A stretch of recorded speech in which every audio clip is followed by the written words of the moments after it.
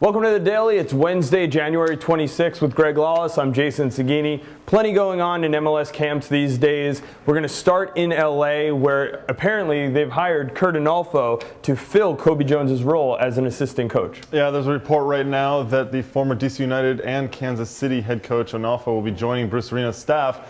Of course, he was an assistant for Arena when they were with the national team, so there is a lot of history there. He also played for Arena way back when, both with DC and with the University of Virginia. Yeah, surprise in Columbus camp yesterday. Jeff Cunningham shows up at their doorstep. Amazing. Amazing. Jeff Cunningham showing. He's unsigned still, picked up obviously in the re-entry draft by the Crew, and he just shows up out of nowhere. No one seemed to know that it was actually going to happen, but there he was. Kicked the ball around a little bit. Of course, they also had another visitor, the backup kicker for the backup punter for the Indianapolis Colts. I didn't even know they had backup punters in the NFL, but I guess they do. But Cunningham there, is that a good sign that maybe he's going to sign with the club? Be interesting to see if that's true. Certainly a form of goodwill on his part to show up and start training.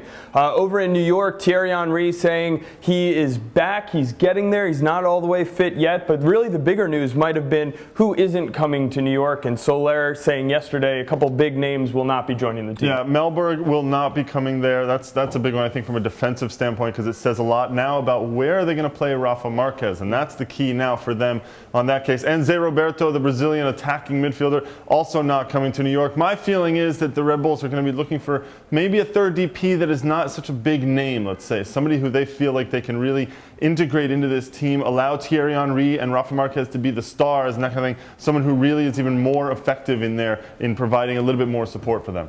Well, in Kansas City, they have a couple of holes to fill at center back. Obviously, Jimmy Conrad, a big loss for them. Julio Cesar, the Brazilian center back who's played with Real Madrid, he's played with Olympiacos, big name clubs, is in camp with them. And also Kalen Butcher, an interesting 19-year-old out of Tottenham's reserve team. So they have some options back there. Yeah, and there's some player movement everywhere. Also, we heard that Toronto FC coach Aaron Vinter is interested in bringing in a second DP before March. That was what he said today in the papers. Also claiming out today that he's very interested in playing a more fluid style. He didn't like what he saw from them last year, which he called a kick and rush style, kind of like the English game. He wants to produce a little bit more flowing, entertaining football. In Chicago, Dason Robinson re-signs with the team. In Philly, Brad Knighton not re-signed. He is waived. That's interesting. Yeah, well, we've seen what's going on with the goalkeepers in Philly. Obviously, Farid Mondragon, the Colombian, that's a big signing for them. He's going to be the starter.